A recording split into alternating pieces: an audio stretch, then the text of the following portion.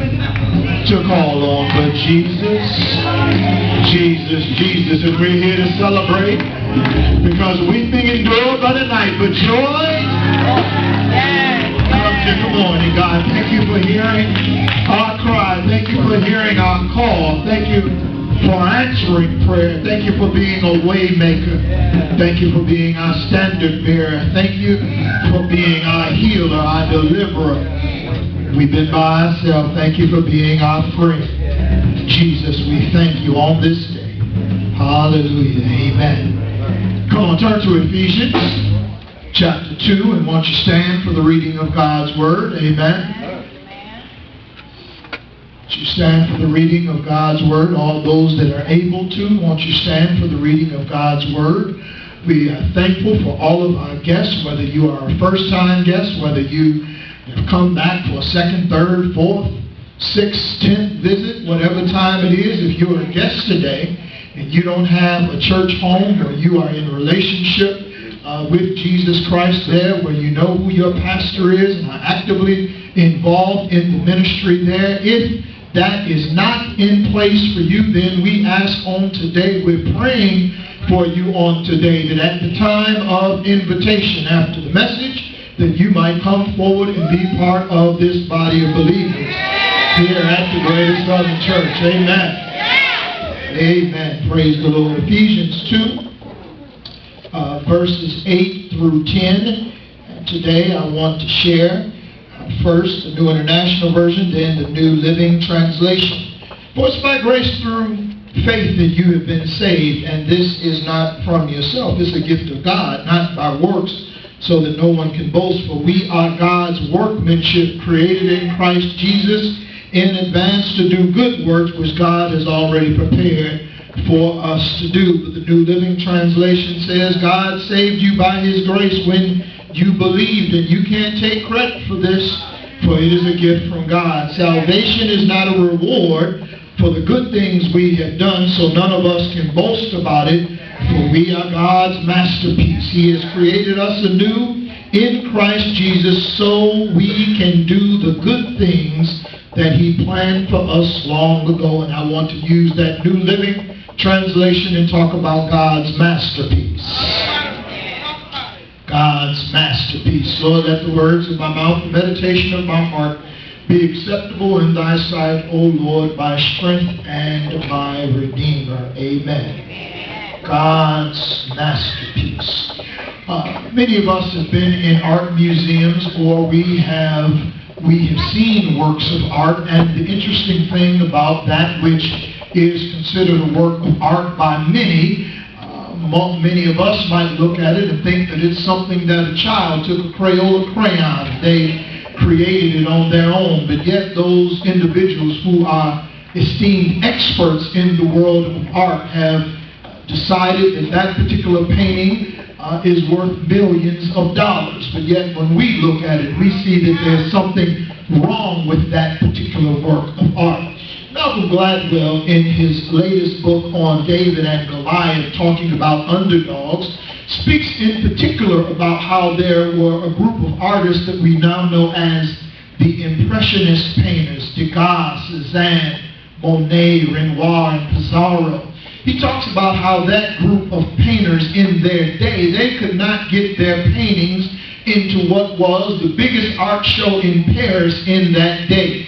In order for one to get their paintings into the Salon, the yearly art exhibit that was held in Paris, one's paintings had to be judged by many experts in the field, and there were only a small group of individuals who were deemed worthy of being invited to the salon. And then even once you got in the salon, then it was narrowed down amongst thousands of paintings. So that meant that there were a whole bunch of folk that were excluded and not seen to be worthy of being invited, first of all, to the party, and then actually being deemed that you actually should be in the party.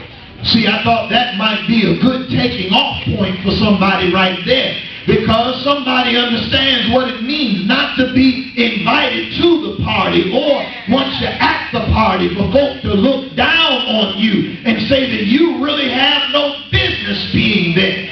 So these painters that are now world-renowned, these painters that are now called the Impressionists, these folk were not invited to the party, and if they did get there, somebody said that they shouldn't even be at the party. See, in other words, what I'm saying is that somebody considered their work to be nothing but trash. Somebody considered their work not to be any good. Somebody said that their works were worthless and not even willing to be looked at. You see, all I'm saying is that when you read the first verses of Ephesians chapter 2, then you understand how these particular artists felt, because what somebody was saying is that their work was trash. See, outside of God, then that's what we're considered. We're considered trash in God's eyes. In Isaiah 64, it says that we are as filthy as rags. None of us are worthy in God's sight, in and of ourselves. We're not considered worthy of God. Why is that? There are a couple of reasons why we are considered trash outside of God. One is just simply because of our previous existence. These scriptures tell us early on that all of us used to live amongst them. We were dead in our transgressions, in our sins, in the way that we used to live. We followed after the ways of the world, of the ruler of the kingdom of the air. We were following after the spirit that was disobedient. Now, those who are following after a different spirit than the spirit of the living God, then that means that we're not fit to be around God, because God is holy, and God's declaration is that because I am holy, then he calls for his people to be holy. And so if we are not seeking and running after the holiness of God, then we are not fit for the kingdom of God. We're not ready to be part of that which God is calling us to. So outside of God, our previous existence qualified us as trash. It said that we are filthy as rags. Somebody today knows what rags are. Somebody knows you might still do it in your house as your mother or those before you did, where you kept a bin, you kept a bag of some old t-shirts, you kept a bag of some old shirts that were no longer worth anything because they had become ripped up, they had become tattered, they had become unfit to be worn out in public. So you kept some rags that the only purpose that they had was for the cleaning up of other things. And when you finish with those things, then you threw them out into the trash container. And so we understand what trash is. It is disposable. It does not have any use. But then let me talk about the other reason why not only did we followed after the ruler of the prince of the air, but then some of us just wanted to follow God, but life had messed us up so. Life had dealt us a bad hand. Some things had happened to us. Somebody had violated us in our innocence. We were looked down upon because we didn't have what the other kids in the neighborhood had. We weren't considered to be gifted. We weren't considered to be talented. We weren't considered to be like the other kids because of something that was wrong with us. And then sometimes we made bad choices, and that those things caused us to go down some roads that weren't necessarily good roads. And so we were outside of the will of God, the will that God had for our lives. But here's what I want somebody to know, that even though if you have not come to Christ, or you are in Christ, but everybody who's in Christ, then you need to go back and reflect sometimes of where you used to be, because you weren't always sitting up here on a Sunday morning. You weren't always putting your hands together. You weren't always stomping your feet. You weren't always lifting up praises to God. Our previous existence caused us to be trash. But see, somebody ought to just shout right here. Somebody ought to get ready to celebrate right here. Because you see, here is the thing, that rough diamonds can sometimes be looked down as worthless pebbles. And so you see, nobody else saw it. God saw that, whereas the rest of the world, you were considered trash. God looked down and said that even though everybody else sees a worthless pebble, God said that's really just a rough diamond. God said, I'm going to pick them up. God said, I'm going to put them in my hand. God said, I'm going to begin a process of shaping. God said, I'm going to start a process of molding. God said, I'm going to take that which is worthless and make it worth something. Used to be. That's what I used to be. But thank God, what I used to be ain't what I am now. See, what I used to be was before God stepped in my life. Used to be trash, but God stepped in, and God's intervention means that God started a process of transformation in my life. I couldn't have done it on my own. I couldn't have done it. I couldn't have fixed it up.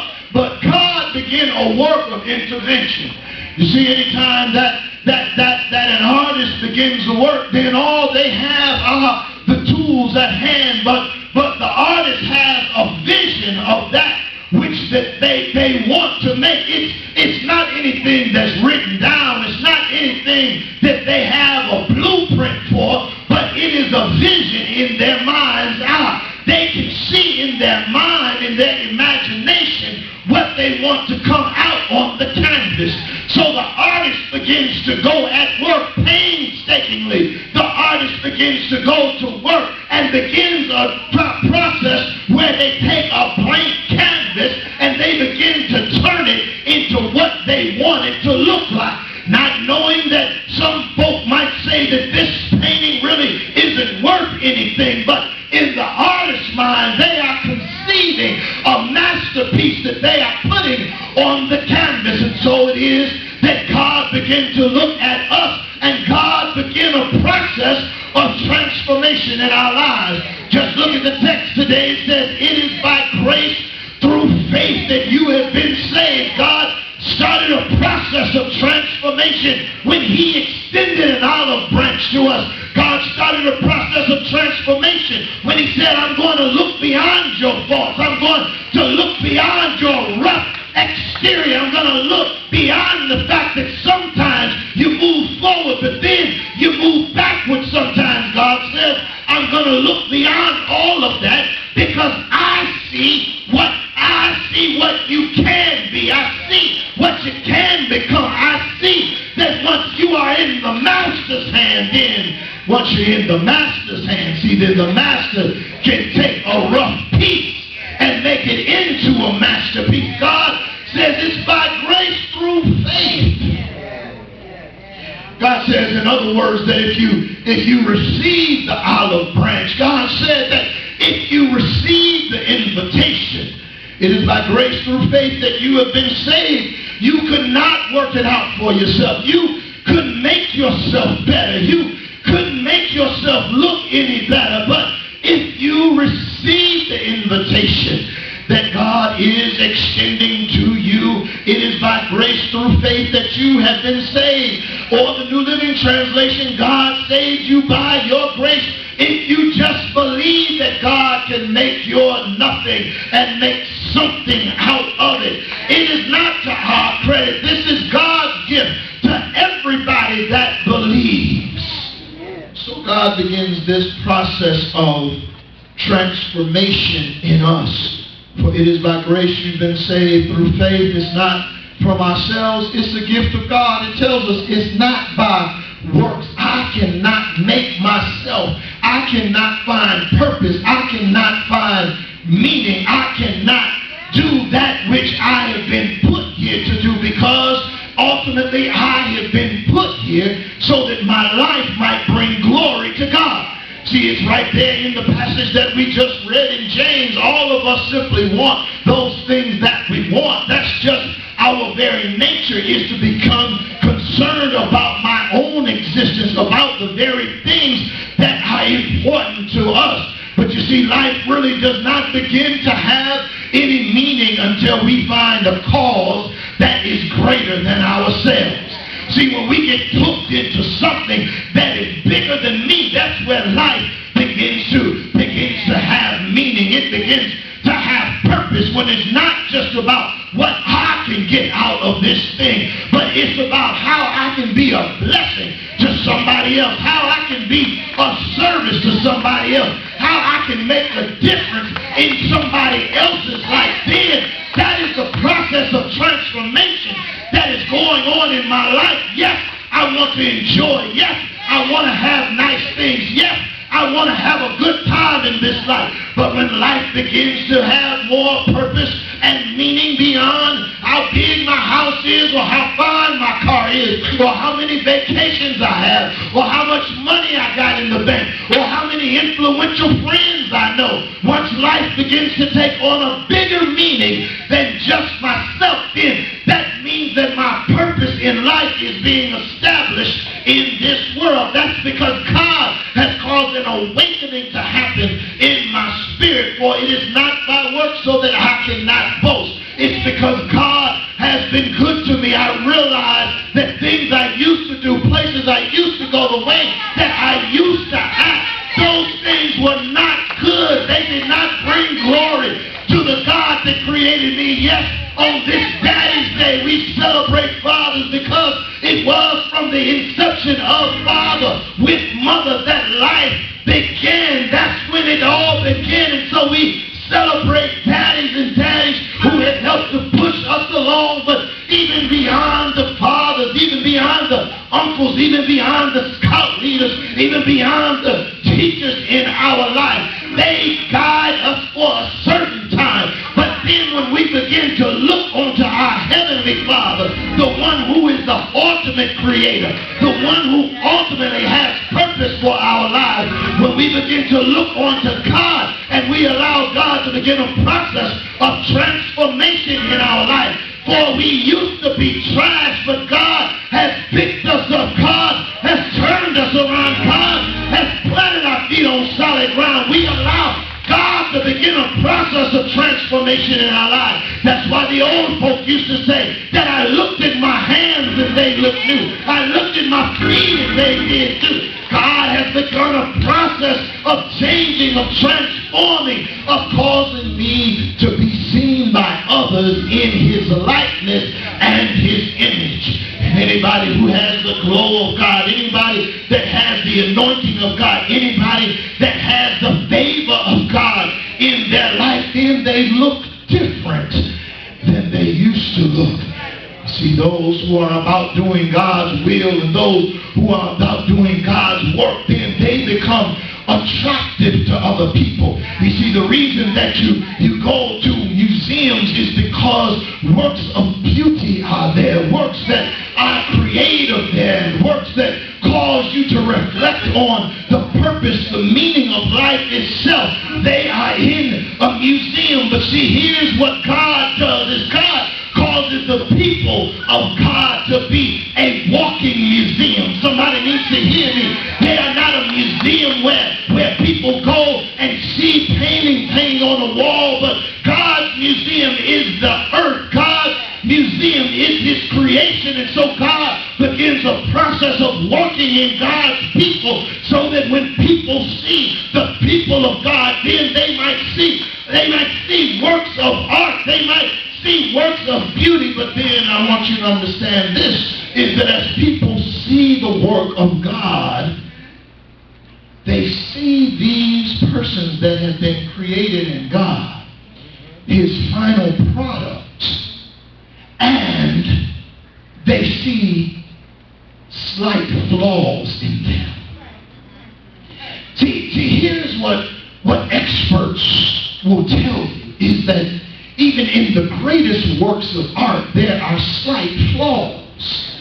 Those who are a little older know about the painter Norman Rockwell, who for years painted for the Saturday Evening Post. And in one of his most famous paintings of a little boy who is huddled up with some other individuals, there's a strange thing about the boy. See, the boy has, you see him from the back, but instead of 2 legs, it actually appears as though the boy has 3 legs.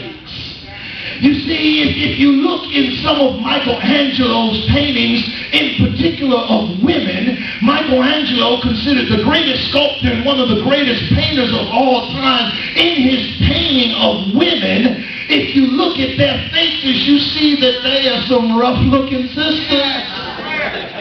Somebody say, well, why do they look like that? It's because Michelangelo used male models and then he painted female body parts on them. But yet Michelangelo is considered one of the greatest artists of all time, and his paintings are worth millions of dollars. And so it is with you and I, that as God takes us from trash and begins a process of transformation in us, that we become his treasure, his final product. And when people look at us, then what they will be able to see is that yes, these folk are God's masterpiece, but yet they still have flaws in them. Somebody needs to hear what I'm saying. See, me being in Christ does not mean that I'm perfect. It simply says in the scripture that I have been created in Christ Jesus. See, when God begins creating in me, then God begins working on me at the place that I am. God works in me at the place that I am, and even though I still have some old issues, and I still have some old habits, and I still have some old ways of going about doing things, that yet when God begins to work in me at the point of inception, it says that I am God's masterpiece. Why is it that God would call me a masterpiece? It says because he created. That means that he is working in me through my flaws, through my imperfections, through my problems, through my issues, through my trials, through my tribulations. But yet God says I am his masterpiece. God says I'm his handiwork. God says I'm his workmanship. God says that he created me. And here's what my Bible says, that God created. When he created the heavens, when God created the earth, when God created all that he created, then God looked at his creation and he said that it is good. So don't let nobody look down on you. Don't let nobody talk about you, because as God looks at that which he has created, then God looks at it and he said it is good. I'm not the first person to say that everybody is an ex-something. Everybody's an ex-whoremonger. Everybody's an ex-alcoholic. Everybody's an ex-addict. Everybody's an ex-something. Everybody's an ex-adulterer. You fill in your ex, whatever it is that you used to be, and that's all right, because what you used to be ain't what you are today.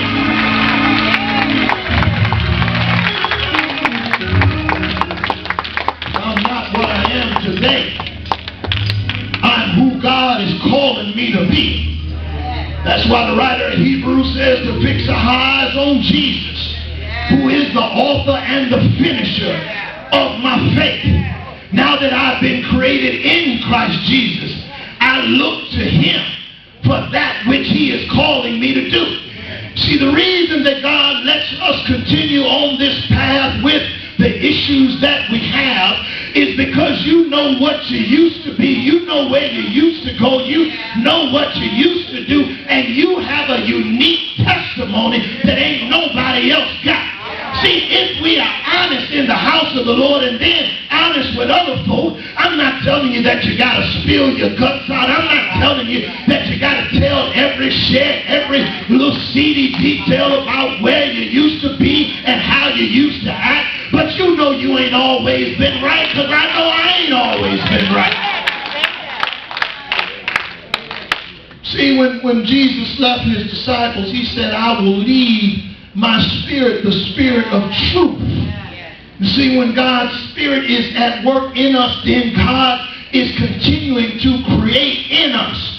So what the scripture simply says, that he has created us in Christ Jesus. He's created us anew in the New Living Translation. salvation so that we can do the good things he planned for us to do long ago.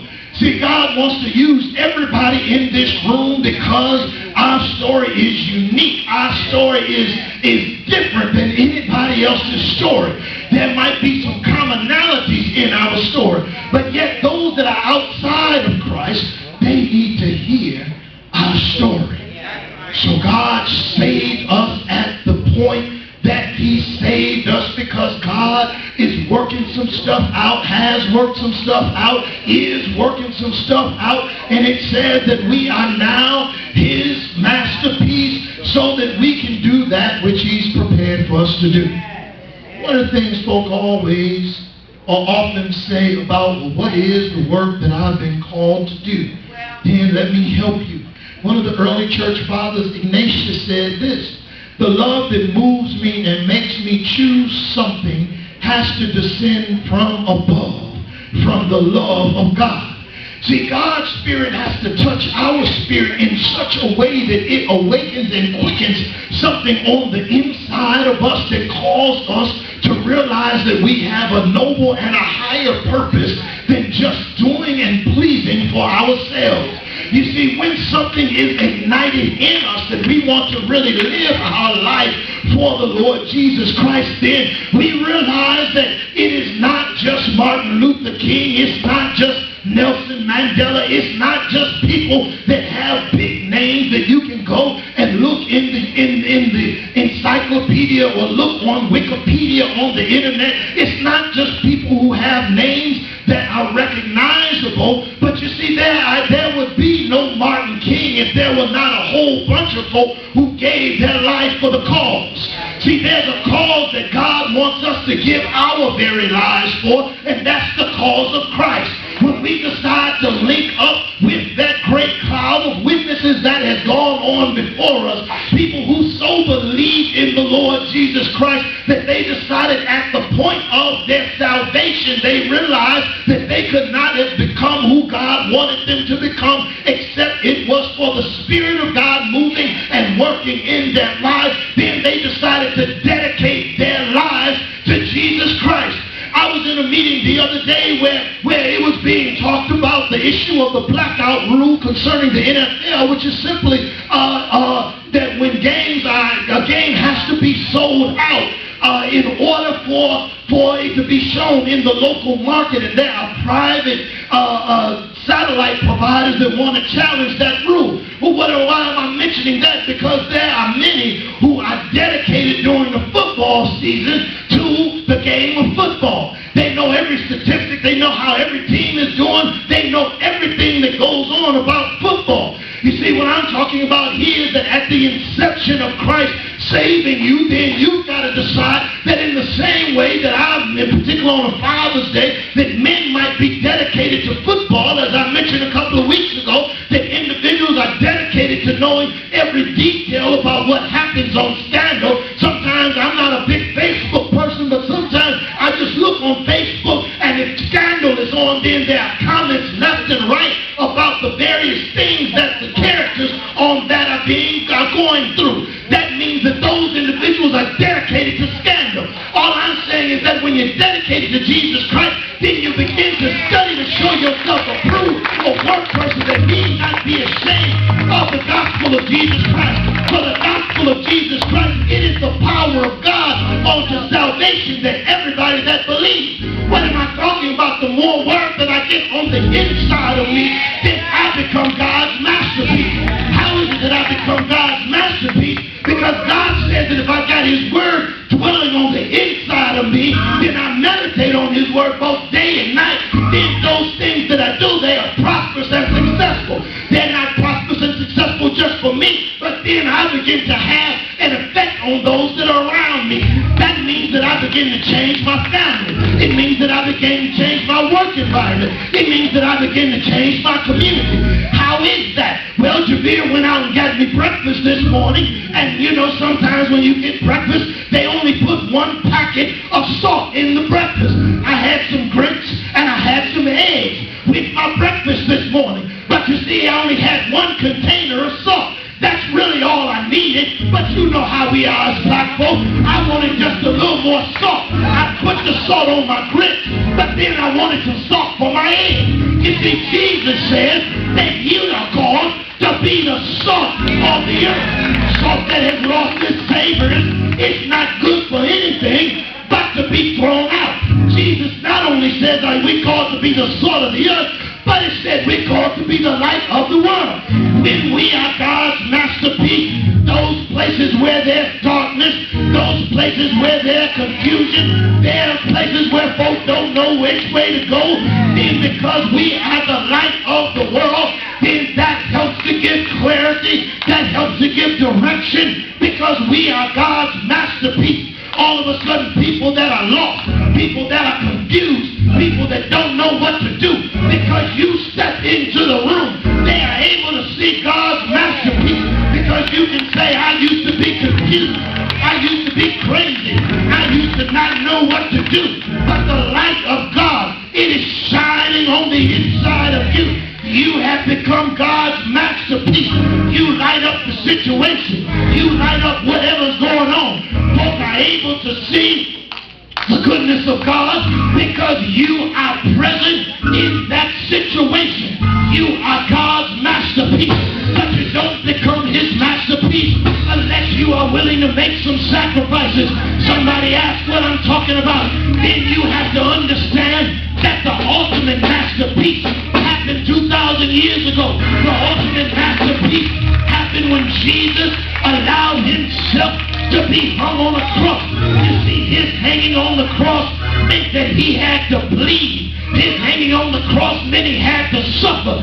His hanging on the cross, some theologians said that he became so ugly because he took on the very form of death itself, that the Father had to turn his face away and he could not even look on his own son.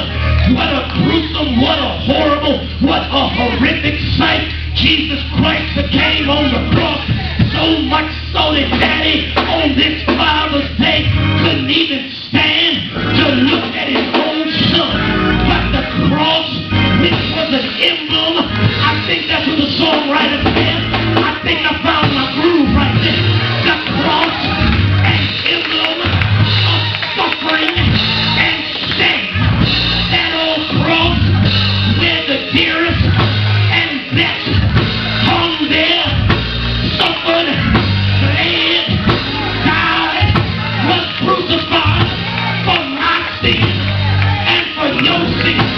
The cross, that emblem, that was tragic, that was painful, that cross, that's a masterpiece right there, because the cross despised, humiliated, the cross, it became a masterpiece because it bridged the chasm between death and life. The cross, it bridged the chasm between life and death. The cross, it became the bridge. It got us over from pain and suffering to healing and redemption. The chasm that was there, that separated heaven from hell. The cross, the chasm that suffered and kept me from eternal life, from a life of guilt and sin. That's my masterpiece. Oh, the cross, hallelujah. The cross, my joy.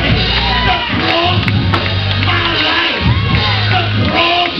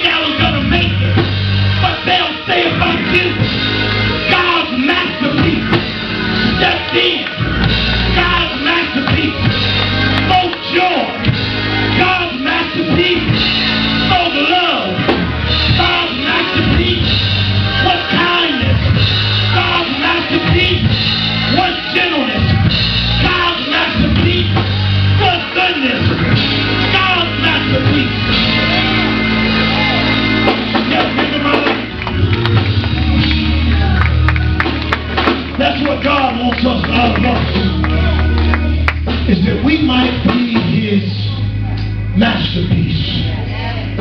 We put ourselves in God's hand. Doesn't matter what you used to be. Just matters that today I know I've been created in Christ to make a difference in this world. Somebody walks through the museum of life. They won't look at your flaws. See, let me back that up. See, the folk that ain't interested in God, they want to point out what's wrong with you. But the people that are seeking God, they'll see your flaws and your imperfections. They know where you used to be. But they say, how are you at the place that you are right now? You don't look anything like you used to look. You look better than you ever looked before. You got so much joy in your life. They're saying, could you share a secret with me? Could you tell me how you did it? And you just tell them, you believe in your heart Jesus Christ died for your sins. If you're willing to trust in him, know that Calvary's cross wasn't just for me. It was for you too. God will come in and do the same thing he did for me. He'll do it for you. Come on, stand to your feet this morning. I believe there's somebody that's interested in seeing themselves anew as God's masterpiece. Won't you come right now during this time of invitation and know that God will step in and make the difference in your life. Come on, we're believing for you right now. Come on. We're believing God for you.